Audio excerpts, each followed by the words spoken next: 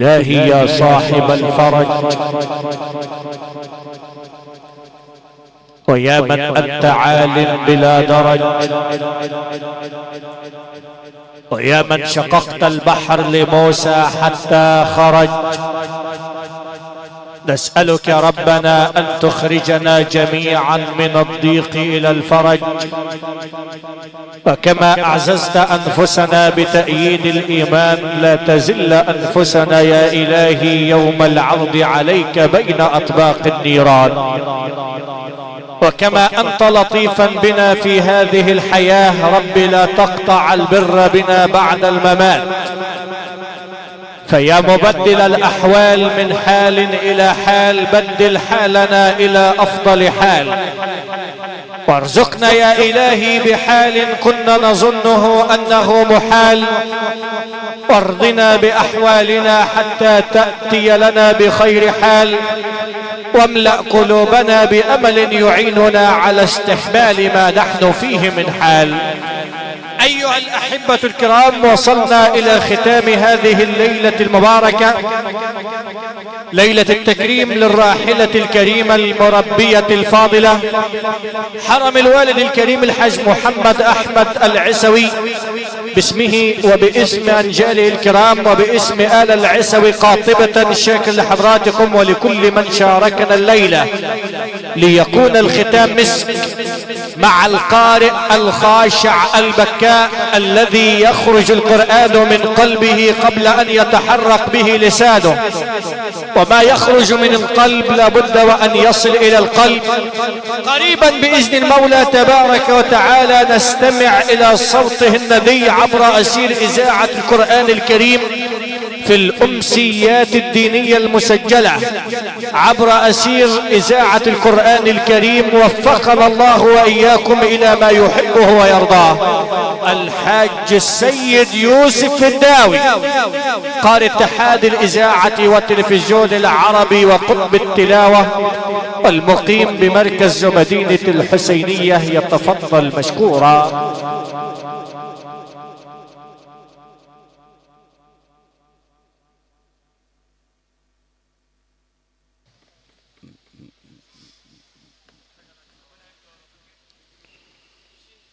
أعوذ بالله من الشيطان الرجيم.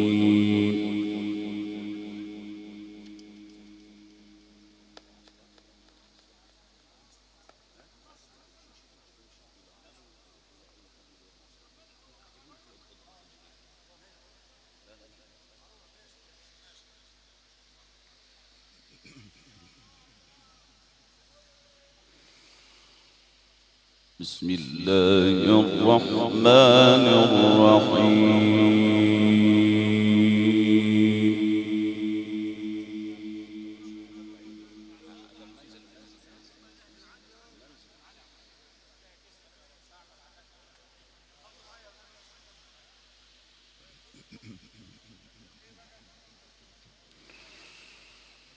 إن للمتقين مفازا حدائق وأعنابا وكواعب أترابا.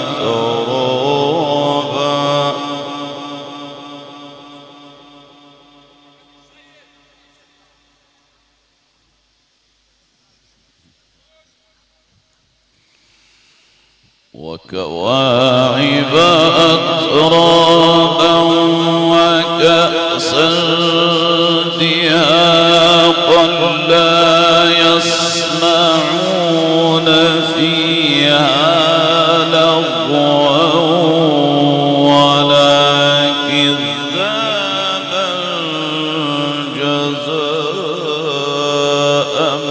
من ربك حسابا.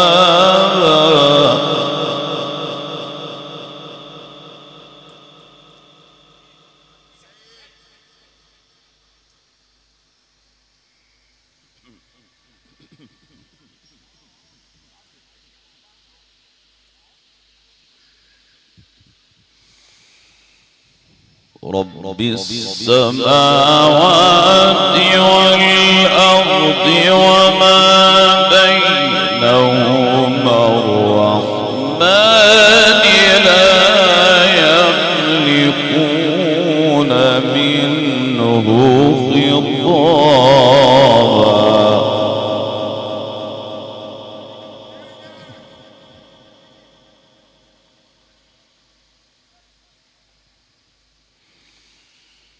يوم يقوم الروح والملائكة صفا لا يتكلمون إلا من أذن له الرحمن وقال صوابا.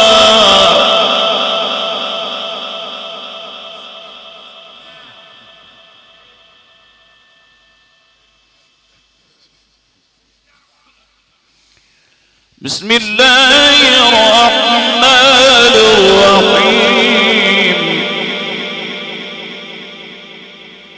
إن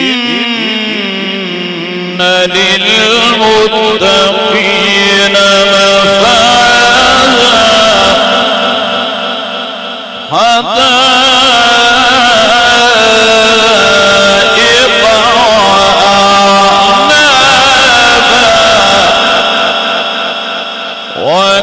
وكواعب أترابا وكأسا دهاقا لا يسمعون فيها لغوا ولا كذابا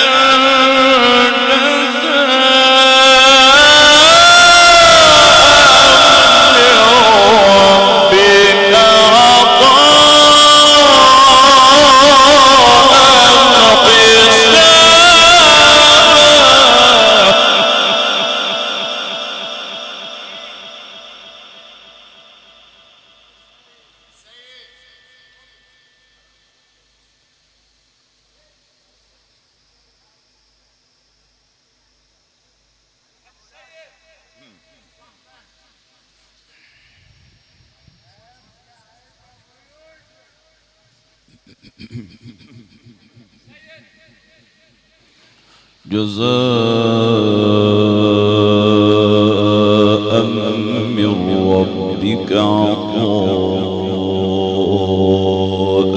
حسابا.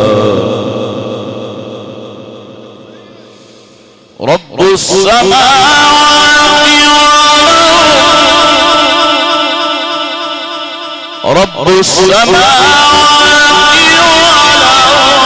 وما بينهما الرحمن لا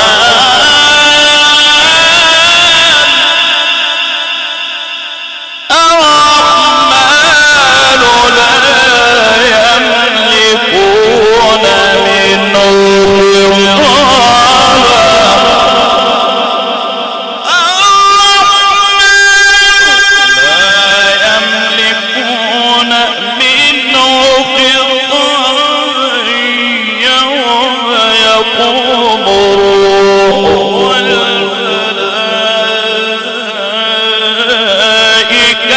صفا لا يتكلمون إلا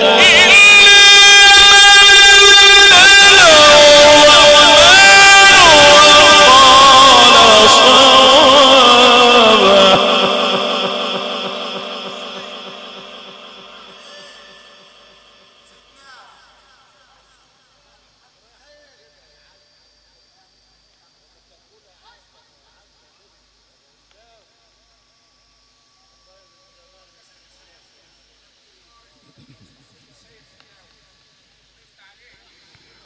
رب السماوات والأرض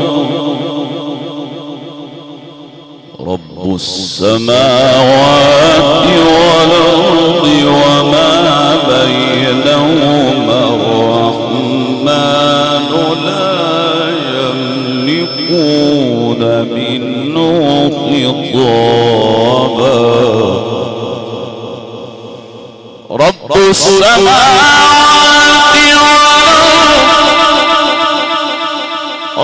السماوات والأرض وما بينهما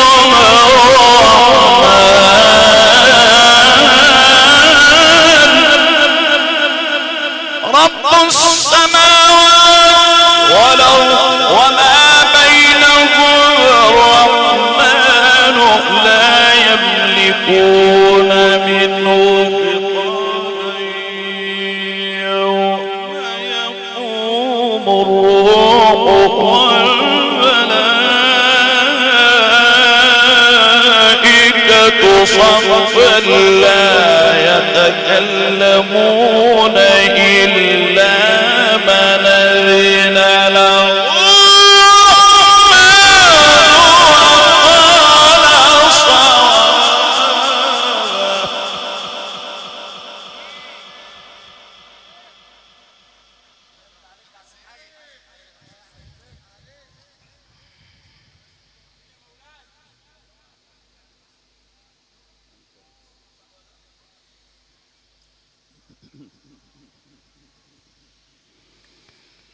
ذلك اليوم الحق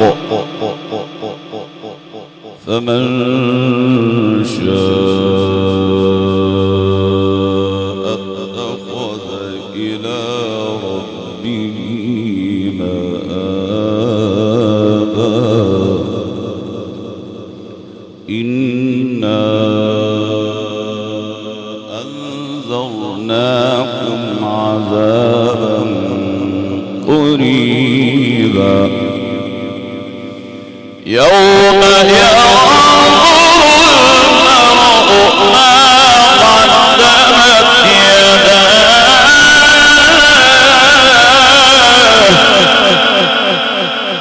يوم ينظر المرء ما قدمت يداه ويقول الكافر يا ليتني كنت ترابا إن في ذلك لعبرة لمن يخشى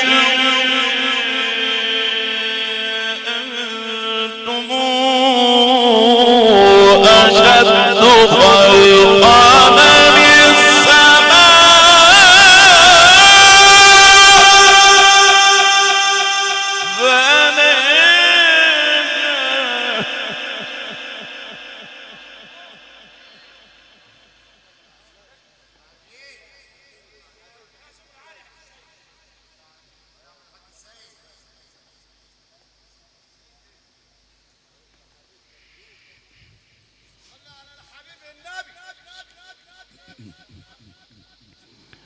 رفع سمكها فسواها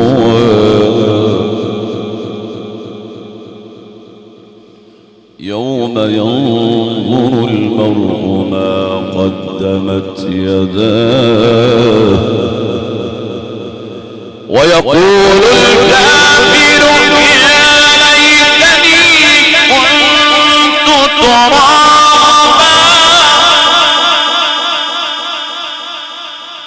ويقول الكافر يا ليتني كنت ترابا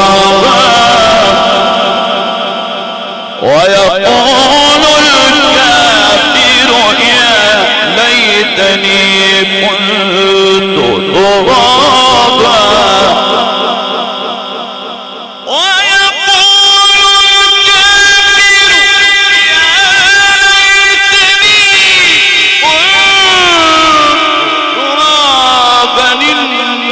في ذلك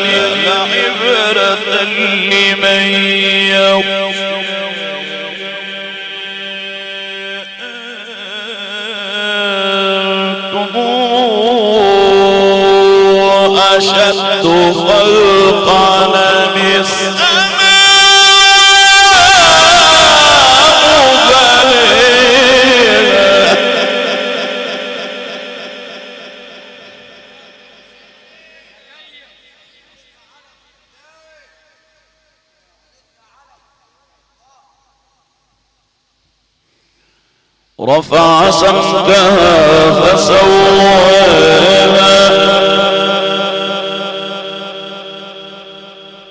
وأغطش ليلها وأخرج ضحاها. بسم الله الرحمن الرحيم.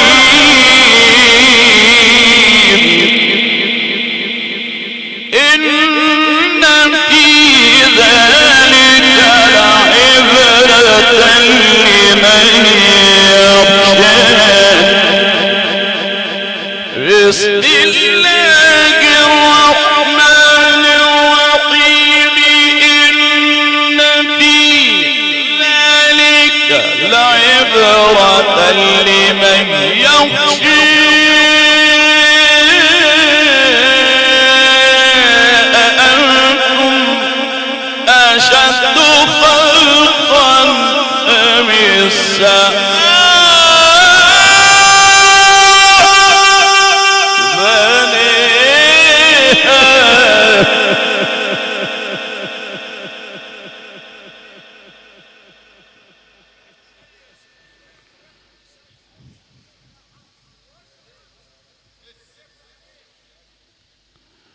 رفع سمكها فسواها وأغطش ليلها وأخرج ضحاها والأرض بعد ذلك دحاها. رفع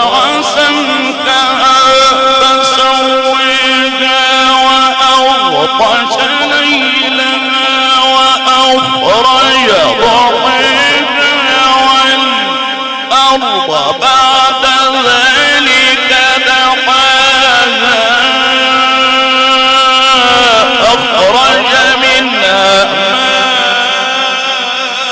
ماءها ومرعاها والجبال أرساها متاعا لكم ولأنعامكم.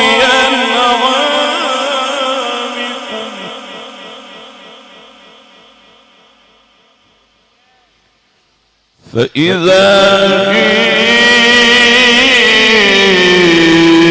جاءت الطامة الكبرى يوم يتذكر الإنسان ما سعى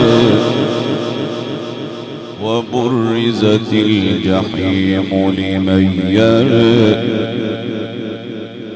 فأما من طغى وآثر الحياة الدنيا فإن الجحيم هي المأوى. وأما من خيف مقام ربه ونهى النفس عن الهوى. وأما من خيف مقام ربه ونهى النفس عن الهوى فإن الجنة هي المأوى.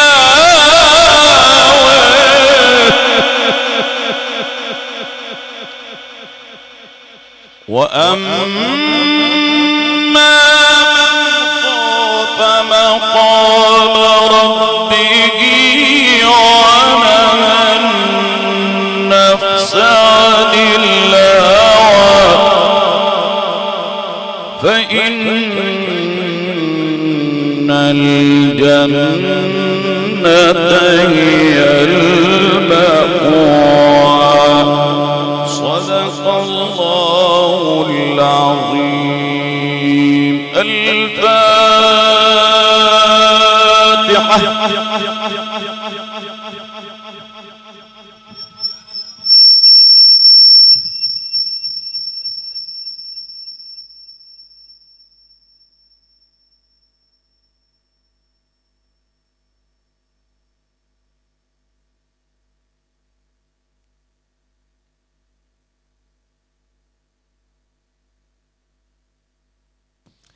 زيادة في شرف النبي ثم آل بيته الكرام ثم إلى روح المتوفاة.